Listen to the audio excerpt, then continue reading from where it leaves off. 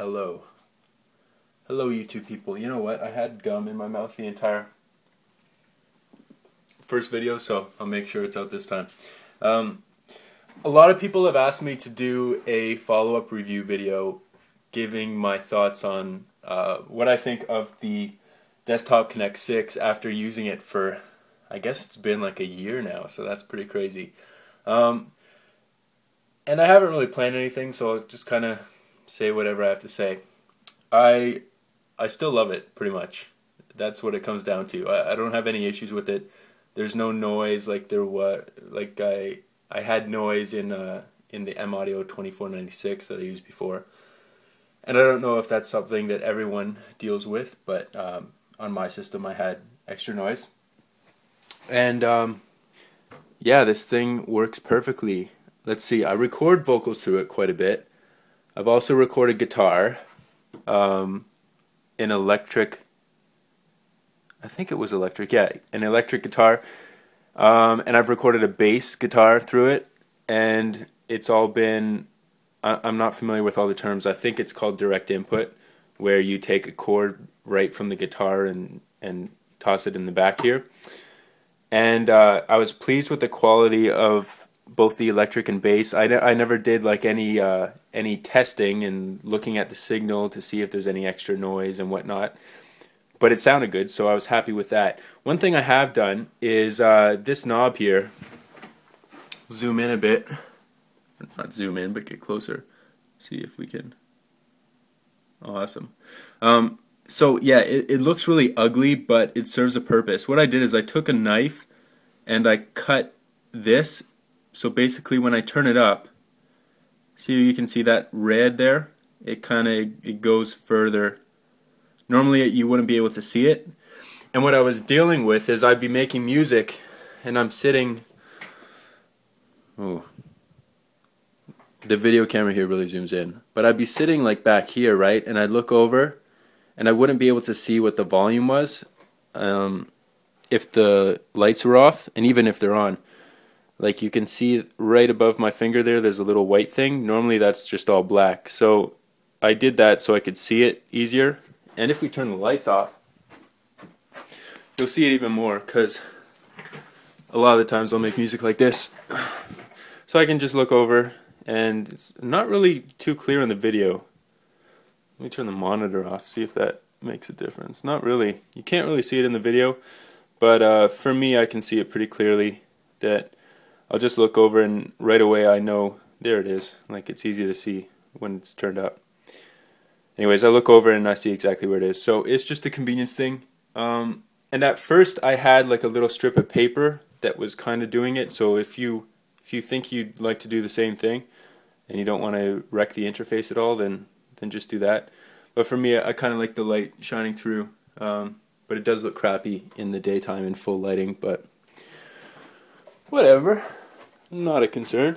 So something I've been doing the past couple days is testing my plugins and taking, there's this guy that developed a VST plugin measurement tool where you can test like the phase, you can test the frequency response, you can test harmonics from aliasing and some other things.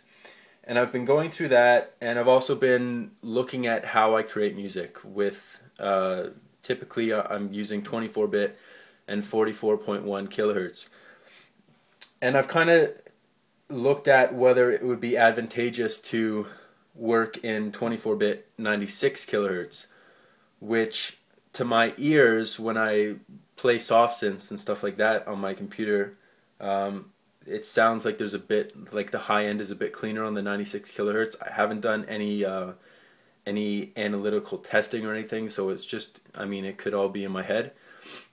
And I've been thinking about making that switch to 2496 instead of staying at 44.1. But what I found is that when I work at 96 kilohertz, my computer just sucks. Like I can run half as many plugins and a lot of presets on soft synths. Like they'll bring my computer to max CPU. So ultimately I determined that it probably wasn't worth it unless I'm going to like make a full track and then bounce to wave and then mix everything as audio files, like stem mixing, that sort of thing. So I'm probably going to keep it at 2444. And the thing I found, I wasn't sure whether I would blame that on the Konnekt 6 drivers or my computer itself. I have a Q6600 quad core 2.4 gigahertz processor, which is okay, but it's not as fast as all these i5 and i7 ones that are coming out today. And I have 2 gigabytes of memory. And I guess those are the main performance things. The other things will probably affect performance, but not as much. So I don't know if that was holding me back or if it was the Desktop Konnekt 6. Perhaps it doesn't have the best drivers. But I'm going to say that it was probably the computer itself that was preventing me from switching to 96 kilohertz as a sample rate. So I think that's it, guys. If you have any more questions, like I've been getting quite a few questions and I try to answer them. Sometimes I don't answer them as quickly as I could, but I try to address everything you guys say and ask and comment and everything. So I'm just glad that we're kind of putting out or making some awareness for this interface, because when I first shopped for it, there was like no videos online. The reviews were like, they seemed very sponsored. Like they were just like magazine reviews, and I couldn't find many user reviews. So, and I mean, the video's gotten quite a few views, so that's awesome. And really, that's it. This is probably why people should make little lists before they do videos with all the things they want to cover, so they don't miss anything. Because I'm feeling like I may have missed something, but overall, I'm very happy with the purchase still. And I'm not really interested in upgrading to any other interface right now because I'm happy with the quality of this. Keep in mind, I'm listening through KRK Rocket 5s, which are, I mean, they're decent speakers, but they're not the best. Like, they're not high-end at all. They're like, I guess, $200 to $300 each, so really cheap as far as speakers go. And then I'm listening to AKG K271s. And these are nice, but I don't really have anything to compare to other than iPod headphones. And to be honest, I haven't done any in-depth listening comparisons there. So, you know, I've heard of people mixing tracks on iPod headphones. Maybe not the smartest thing, and maybe your mixes won't translate, but I think it's a thing of knowing your speakers and how they sound more than having the best gear. But that's my biased opinion as a man with not a lot of money. So anyways, guys, I'll cut this video off here. I hope it's helped out, and if you have questions or comments, keep them coming, and I'm not shy of making more videos. So yeah, happy 2011, and I hope your musical dreams come true this year, or at least you work your butt off trying to get them. Alright, peace.